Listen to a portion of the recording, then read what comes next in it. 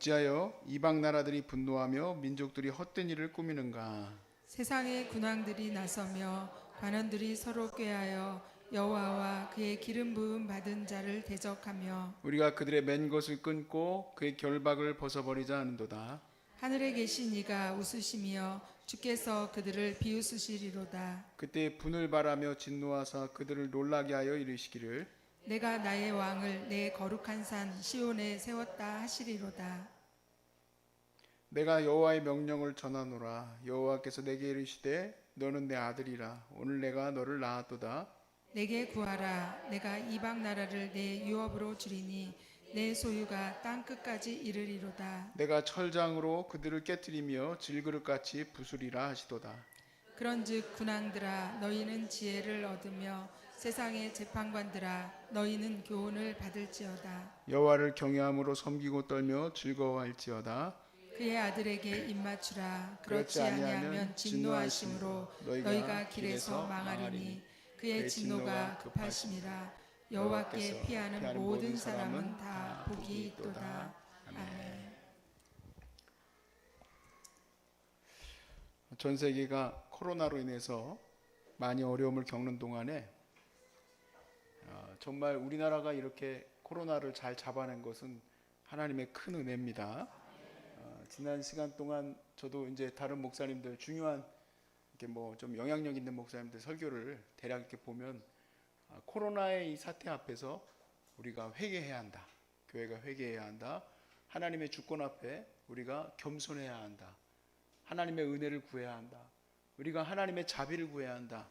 이런 말씀들을 전하는 걸 보면서 최소 뭐 그 교회 목사님들이 뭐 1만 명, 2만 명씩 그런 영향력을 미치는 분들의 그런 메시지를 듣고 많은 분들이 회개하고 또 하나님의 은혜를 구하였던 것을 저는 생각하게 됐어요. 이 말씀을 보면서. 그리고 또 한편에서는 그러한 설교의 일부를 뽑아서 이 전염병이 하나님으로부터 말미암았다는 요 파트만 딱 잘라서 기자가 그걸 또 올리고 사람들이 신란하고 또 욕하고 기독교를 욕하고 우리는 그런 말씀 속에서 무엇을 바라는 겁니까? 회개하고 우리가 잘못했습니다, 주님. 우리를 용서해 주십시오 하고 더 겸손하게 서려고 하는 메시지인데도 불구하고 그 앞부분만 딱 따가지고 사람들이 그걸 가지고 기독교를 엄청 비판하고 하는 것을 제가 보면서 너무 마음이 안타까웠어요. 그 본질은 찾지 않고 항상 그 프레임 씌우는데 기자들의 그 제일 좋아하는 게 그거거든요. 네거티브 프레임을 딱 걸어서 기독교를 비판하면 일단은 클릭수는 올라가요. 그러니까 그런 게 너무 마음이 아팠어요. 근데 비단 그런 것만이 문제는 아니겠지만 이 세상은 이상하게도 하나님의 나라를 세우러 가는 것을 좋아하지 않아요. 우리는 제가 언젠가 그 말씀 드렸던 것 같은데 영원히 우리가 아무리 잘해도 세상으로부터 교회가 칭찬받을 거라고 생각하면 안 됩니다.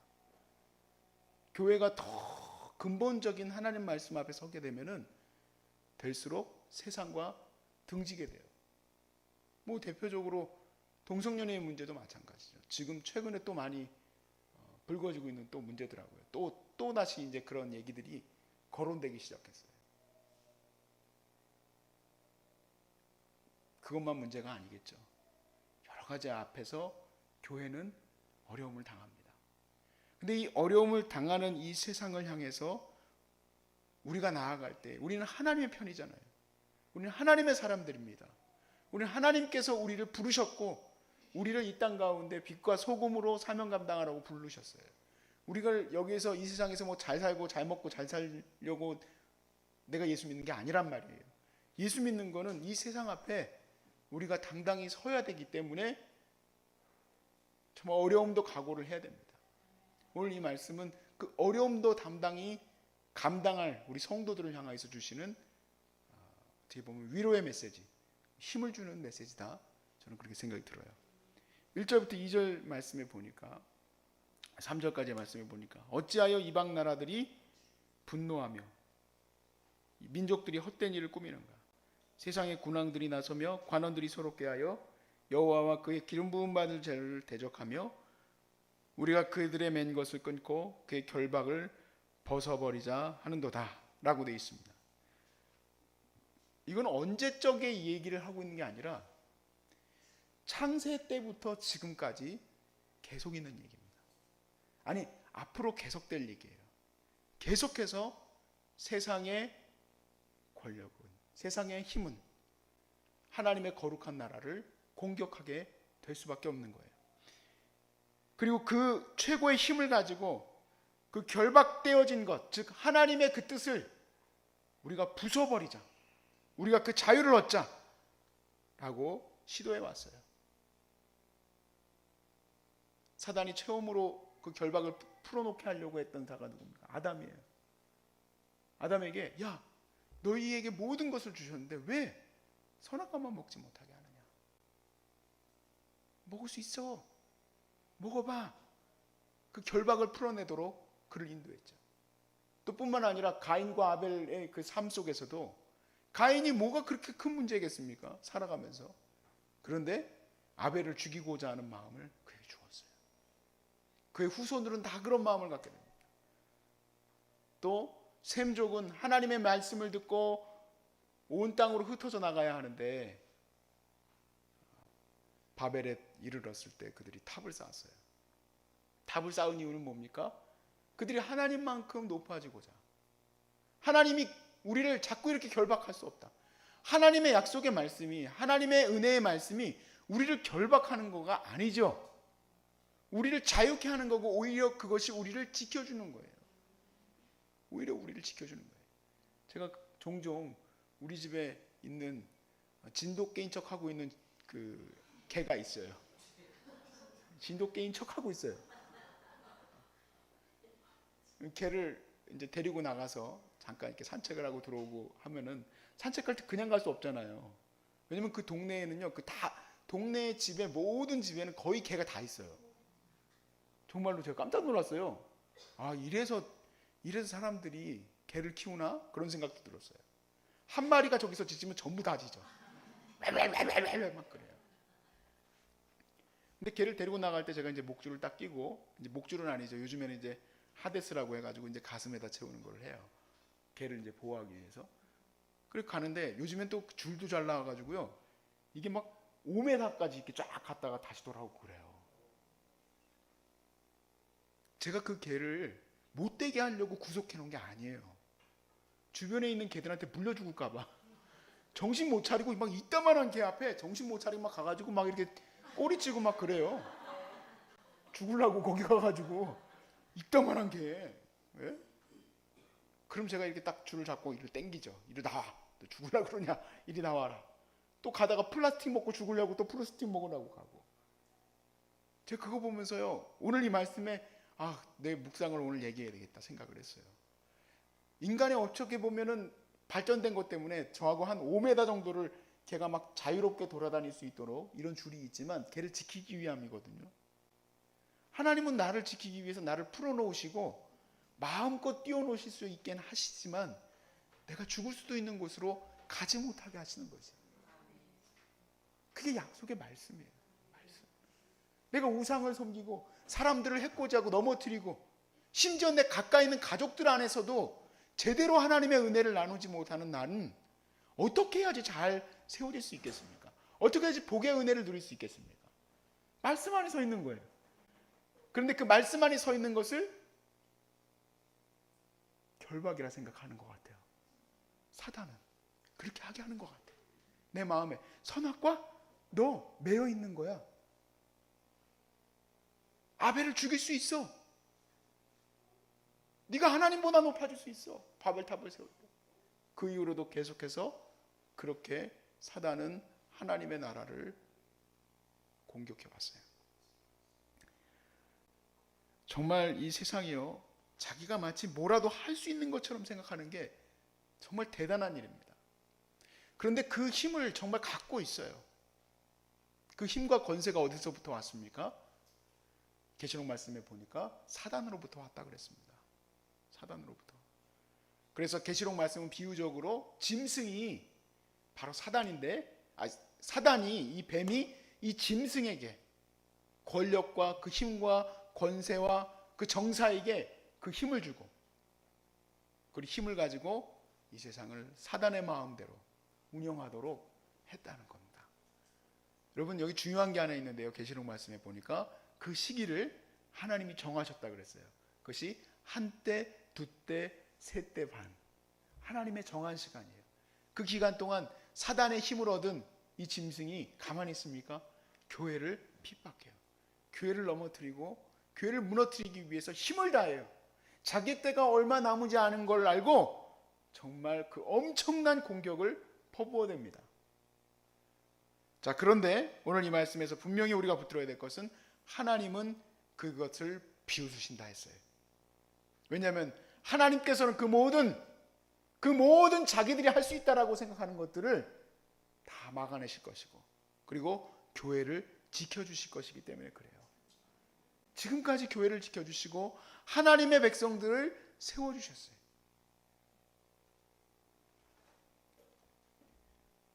예전에 저희 교회가 사기를 맞아서 입주하게 됐다 말씀을 드린 적이 있는데, 동대문에 있던 교회가 결국 무슨 정책으로 인해서 4대문 안에 있던 교회들 중에 10년인가 5년인가가 안 된 교회는 이제 나가야 됐었어요. 다 나오게 됐습니다. 오래된 교회, 영락교회나 이런 교회들은 그 4대문 안에 있지만 그렇지 않은 교회들은 이제 다 나가라. 여러분, 그래서 잘 보세요. 그때 당시에 그런 이제 정책으로 인해서 주변에 있는 그 서울 도시에는 네온 사인 조그만 교회들이 많이 있지만 4대문 안에는 없어요. 그래서 이제 그때 우리가 이사하게 돼서 노원구 쪽으로 이제 이사하게 됐는데, 소위 말해서 이제 부동산 사기를 맞은 거죠. 부동산 사기를 맞고 어려움을 당하게 됐는데, 너무 놀라운 게 우리를 사기 쳐먹은 사람이 우리를 오히려 고소하고 고발하는 거예요. 어떻게 그게 가능하느냐? 이 사람이 아는 사람이 많아요. 힘 있는 사람들. 그리고 우리를 막 공격하고 넘어뜨리려고 하는데요, 안 넘어졌습니다. 또 싸우고 또 이기고 할 수 있었어요. 근데 그것을 제가 복기해 봤어요. 어떻게 그것이 할 수 있는 일일까? 그거밖에 없다. 오늘 이 말씀, 하나님이 주권자라는 거. 세상의 그 힘과 권세를 하나님이 비웃으시는데 나는 어떻게 되느냐? 벌벌벌 떠는 거예요. 무서운 거예요. 저 사람이 저런 사람도 안 해? 이 사람은 이런 사람도 안 해? 내가 재판에서 이길 수 있을까? 난 못 이길 것 같은데? 나는 결국에는 심지어는 재판도 아니고요, 그냥 직장에서 상사하고의 관계 속에서 나 이러다가 나 승진 못하는 거 아니야? 그래서 나쁜 짓에 같이 합류하는 사람들도 많아요.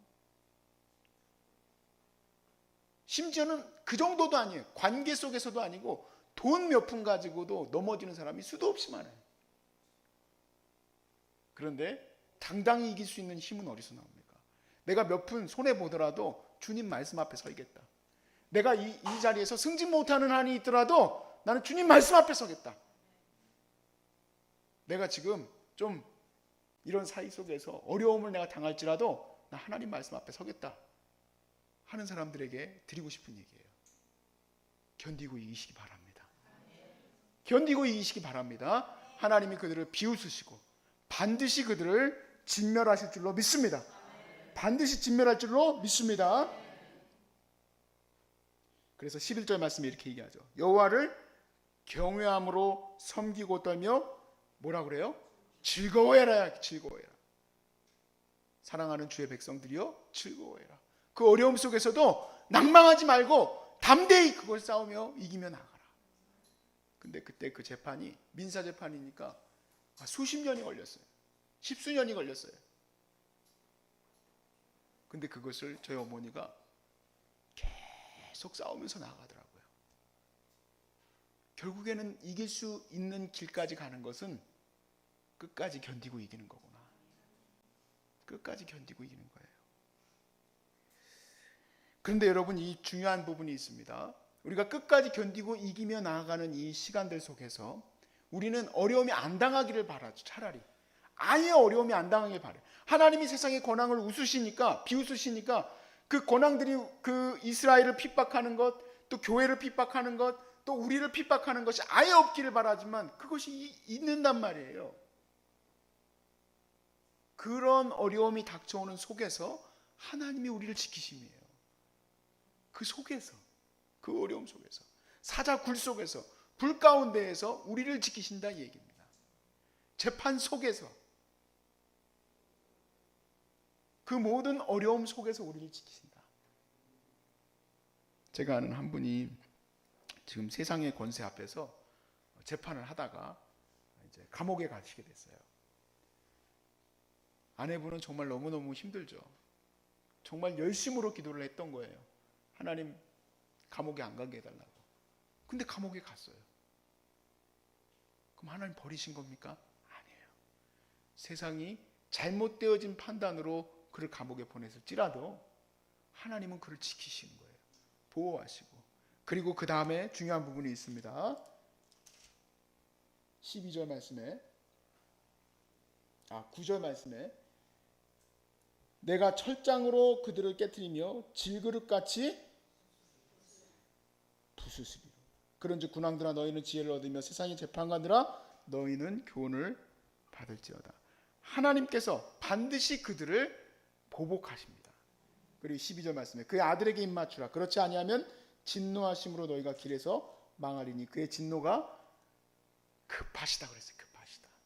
하나님이 속히 그들에게 보복하실 거예요. 보복의 역사는 원수 갚는 일은 내게 있는 게 아니에요. 원수 갚는 일은 하나님에게 있어요. 나는 그 모든 시간들 속에서 그냥 말씀으로 그냥 이겨나가는 거예요. 견디기 힘들면 차라리 산에 올라가서 정말 주여를 5번 부르고 내려오든지, 도저히 이기기 힘들면 정말 주님께 찬양하고 기도하면서 좀 이기려고 노력을 하든지 해야 되는 거지, 내가 이길 수 있는 것은 아닙니다. 하나님이 이기게 하시는 거다. 하나님은 결국 그 이긴 자들에게 생명의 면류관을 주실 줄로 믿습니다. 생명의 면류관, 그 믿음의 시간들, 그 믿음의 견고한 시간들을 이겨나간 여러분들을 축복하실 거예요. 오늘 이 시간 여러분들 암 속에서 이겨나가는 가운데 있어요. 아예 암에 안 걸리기를 바라지만 암에 걸린 걸 어떻게 합니까? 아예 재발하지 않기를 바라지만 재발했던 걸 어떻게 하겠어요? 항상 치료약이 있길 바랬지만 치료약이 없는 걸 어떻게 하겠어요? 끝까지 이기고 나가십시다. 주님이 속히 여러분도 구해주실 줄로 믿고, 우리의 모든 어려움에 있는 자들도 속히 구해주실 줄로 믿어요. 다만 문제는 이 매일의 삶을 한 걸음 한 걸음, 그냥 한 걸음씩 나아가는 거, 한 걸음. 그러면 언젠가는 주님의 그 은혜의 소망을 붙든 날이 오게 될 줄로 믿습니다.